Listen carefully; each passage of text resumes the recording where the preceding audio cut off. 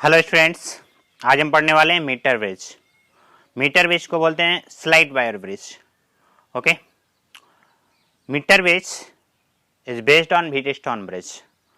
It means it is used for measuring unknown resistance.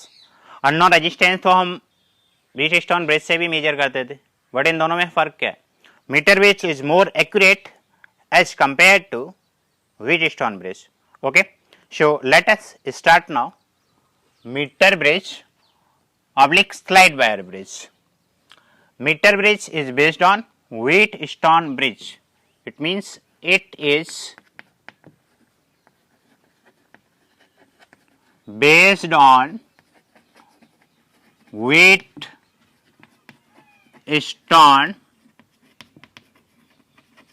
bridge. Okay, meter bridge is used for measuring unknown resistance. Meter bridge is used for measuring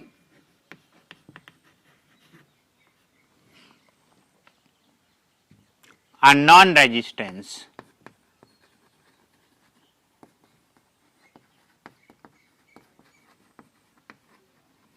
okay, यहाँ पे एक note लिख लें। Note, metre bridge is more accurate as compare to Wheatstone bridge. मीटर bridge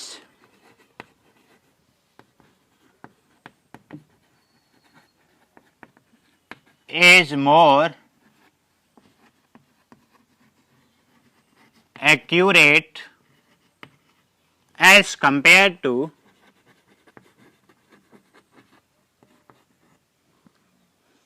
Wheatstone bridge.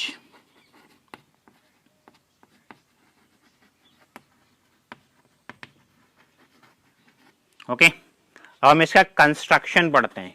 Construction,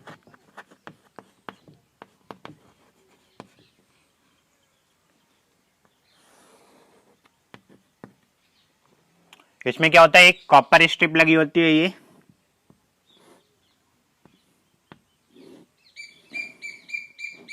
इस तरह से एक कॉपर स्ट्रिप इस तरफ लगी होती है,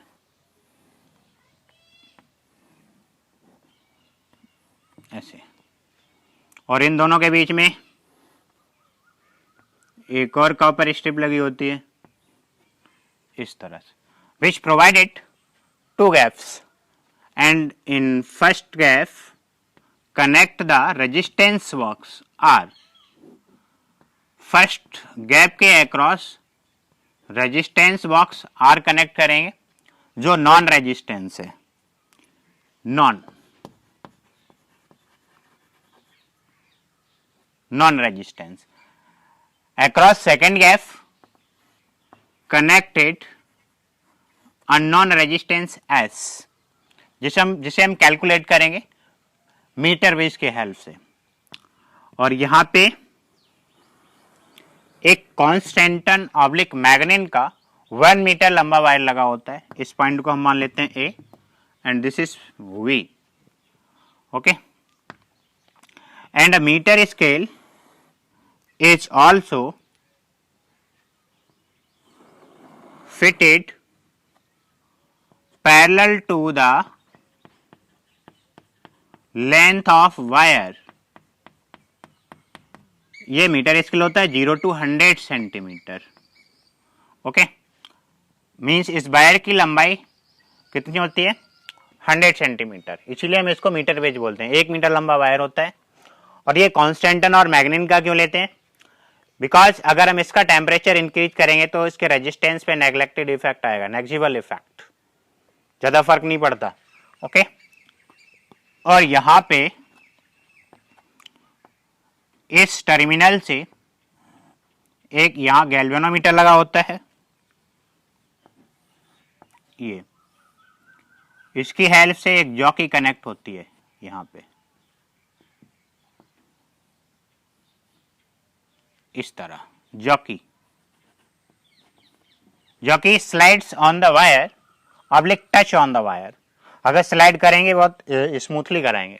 ओके, और इसे स्लाइड करा के इस वायर पे कोई नल पॉइंट सर्च करेंगे। नल पॉइंट मतलब जहां पे गैल्वेनोमीटर में कोई डिफ्लेक्शन शो ना करे। ओके, तो मान लीजिए इस पॉइंट पे ये हमने इस तरह से स्लाइड कराया या यहां इस तरह से इसकी लोकेशन J1 है और ये J2 है। हम मान लेते हैं कि डिफ्लेक्शन 0 इस पॉइंट पे आया, मान लीजिए L लेंथ पे from the end of A, तो इधर वाली लेंथ कितनी हो जाएगी 100 माइनस L, इस तरह से। ओके, इसे आप अच्छे से नोट करो और इसकी लैंग्वेज में क्या लिखेंगे, इट इज कंसिस्ट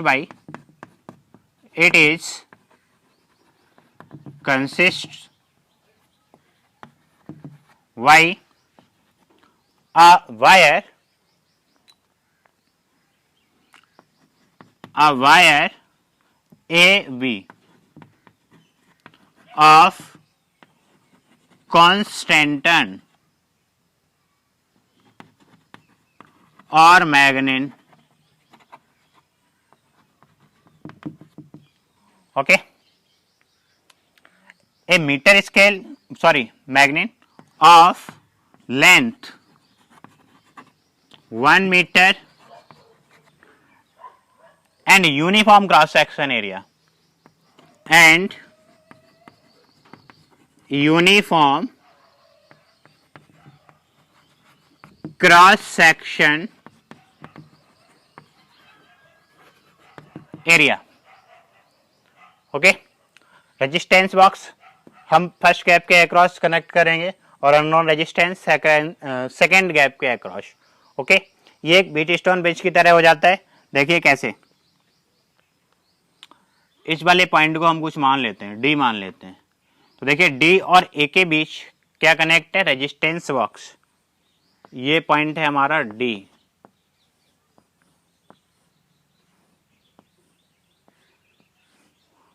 ये है रेजिस्टेंस बॉक्स, ये है ए, और उसके बाद डी और बी के बीच में एक अननोन रेजिस्टेंस एस,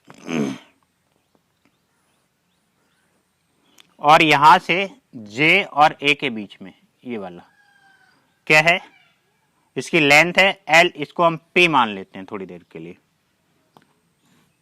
और इस वाले वायर का यहां से इधर है, उसका हम मान लेते हैं क्यू। ओके, ये वाला पॉइंट जे है और ये है क्यू, ये है पी।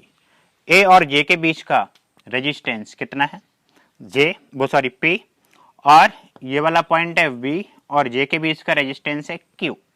ओके, ये हमारा गैल्वेनोमीटर लगा हुआ है इस तरह से, ठीक, और यहां पे हम एक बैटरी कनेक्ट कर देते हैं।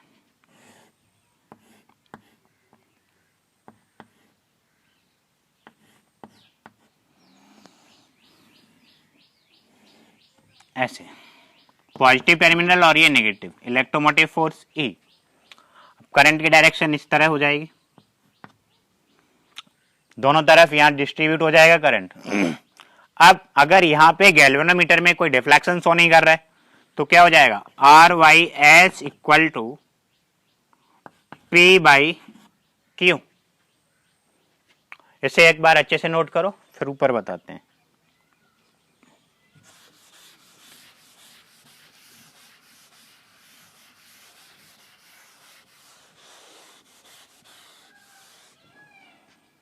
देखिए R Y S equal to P by Q, आपने ये फॉर्मूला पढ़ा होगा, R equal to rho L by A. तो यहां पे पी का रेजिस्टेंस कितना हो जाएगा, R Y S equal to P की जगह हम क्या लिखेंगे, rho L by A upon Q की जगह rho, because this is same wire, तो रेजिस्टिविटी सेम रहेगी और यूनिफॉर्म क्रॉस सेक्शन एरिया है, तो एरिया ऑफ क्रॉस सेक्शन भी सेम ही रहेगा।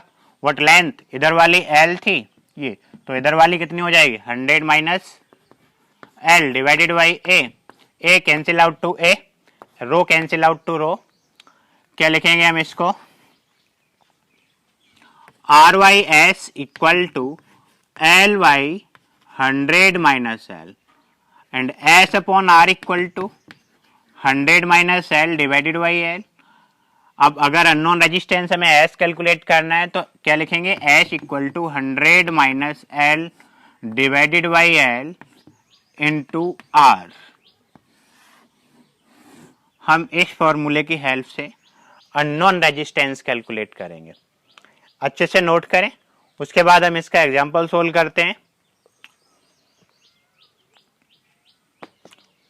हो गया।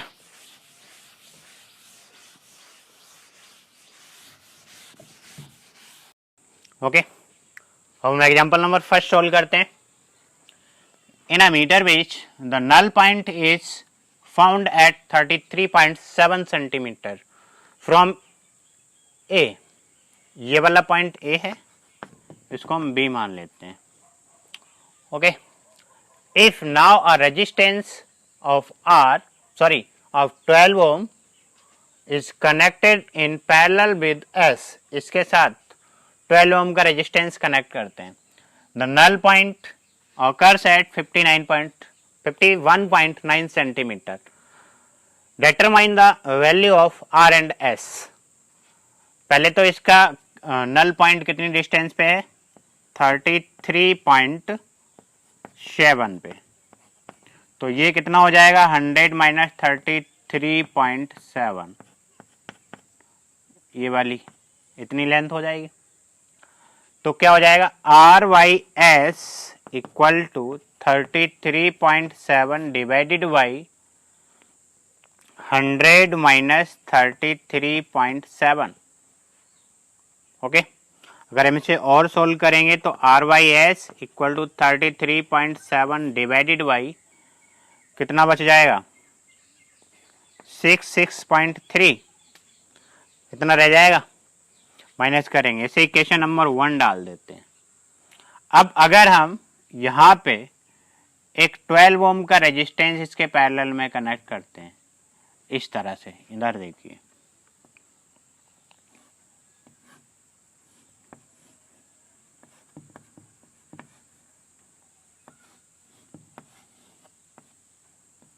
ये एस है ना, एस, यहाँ पे एक 12 ओम का रेजिस्टेंस हमने कनेक्ट कर दिया, यहाँ पे कितना है, आर, तो यहाँ पे एस इक्विवेलेंट कितना हो जाएगा, 12s divided by 12 plus S. तो फिर क्या करेंगे, आर वाई एस की जगह एस इक्विवेलेंट इक्वल टू कितना हो जाएगा, ये नल पॉइंट कितनी डिस्टेंस पे आ जाएगा, यहाँ 51.9, तो 51.9 डिवाइडेड बाई 100 माइनस 51.9 हो जाएगा, इधर वाला 51.9। इस तरह से एस इक्विवेलेंट की वैल्यू पुट करें हम तो 12 इंटू एस, और ये ऊपर चला जाएगा 12 प्लस एस इक्वल टू 59.1, यहाँ बचेगा ये उल्टा हो जाता है 51.9, और यहाँ रह जाएगा 58.1। इस तरह से अब देखिए हम इसको क्या लिखेंगे, R Y S into 12 plus S divided by 12 equal to 51.9 divided by 48.1। ये आर वाई एस का वैल्यू यहाँ से पुट करते हैं इक्वेशन नंबर 1 से, कितना हो जाएगा 33.7 divided by 66.3 into 12 plus S divided by 12, यहाँ से ये पॉइंट से पॉइंट हटा दें, इक्वल टू क्या रह जाएगा 51.9 डिवाइडेड बाई 481। जब यहाँ से आप s का वैल्यू कैलकुलेट करेंगे तो H इक्वल टू आएगा 13.5 ओम। ओके, और इस H का वैल्यू हम उठा के यहां पे पुट कर दें इक्वेशन नंबर 1। तो क्या लिखेंगे, from equation number 1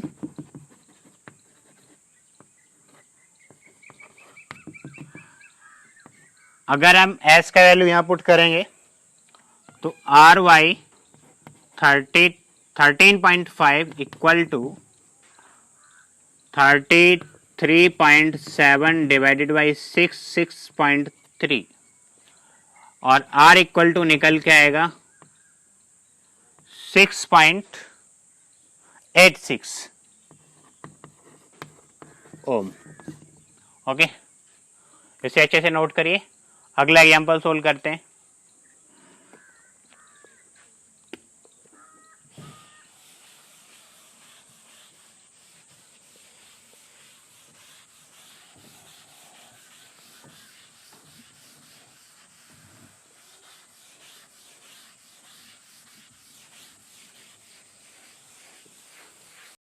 example number 2 जिसमें अननोन रेजिस्टेंस एक्स की वैल्यू कैलकुलेट करनी है। ओके, एग्जाम्पल नंबर 2 सेम उसी की तरह रहेगा। यहाँ पे एक नॉन रेजिस्टेंस लगा रखा हमने,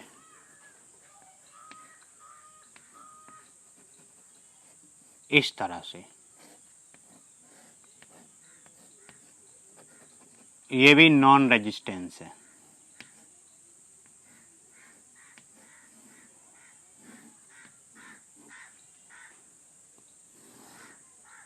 तो इसका नल पॉइंट आता है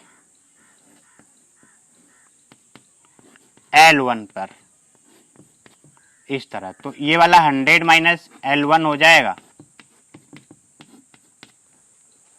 ये R है। तो हम इसको क्या लिखेंगे, R by H equal to L1 divided by 100 minus L1, equation number 1। अगर हम यहां पे एक रेजिस्टेंस X S के पैरेलल में कनेक्ट कर दें तो इसका डिफ्लेक्शन L2 पर आता है। दोनों केस हैं, ये L2 पर। ओके, तो इधर कितना रह जाएगा, 100 माइनस L2। देखिए, एस इक्वेलेंट पहले यहां से निकालेंगे। इन दोनों का इक्वेलेंट क्या होगा,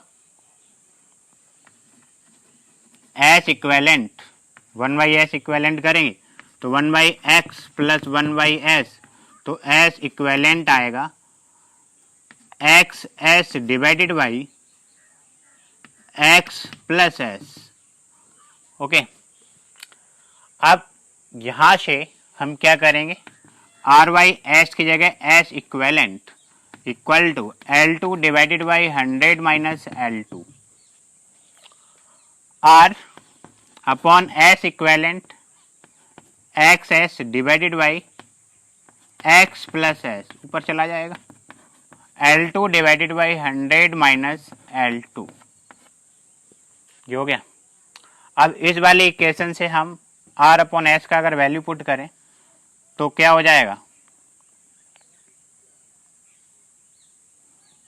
L1 divided by 100 minus L1 और ये x plus S upon S equal to L2 upon 100 minus L2। अब देखिए, इसका अगर हम क्रॉस मल्टीप्लाई करें तो ये क्या हो जाएगा, x upon S plus 1 equal to L2 100 minus L1 divided by 100 minus L2 into L1। अब अगर 1 को उधर लेके जाएं तो x upon S equal to 100 L2 minus L1 L2 divided by 100 L1 minus L1 L2 minus का 1, इस तरह हो जाएगा। क्रॉस मल्टीप्लाई करेंगे, x upon S equal to 100 L2 minus L1 L2। इसका इधर करेंगे तो माइनस का 100 L1 और माइनस माइनस प्लस का L1 L2 total divided by 100 L1 minus L1 L2। Okay, L1 L2 cancel out L1 L2 से, यहाँ पे क्या रह जाएगा x upon S equal to, ऊपर से क्या कॉमन है 100 L2 minus L1 divided by, यहाँ से क्या कॉमन है L1 100 माइनस L2, और अगर x का वैल्यू यहाँ पे लिखेंगे हम तो क्या हो जाएगा 100 into L2 minus L1 divided by L1 100 minus L2 और इंटू S। ये हो गया फॉर्मूला अननोन रेजिस्टेंस X के लिए। Okay, thanks.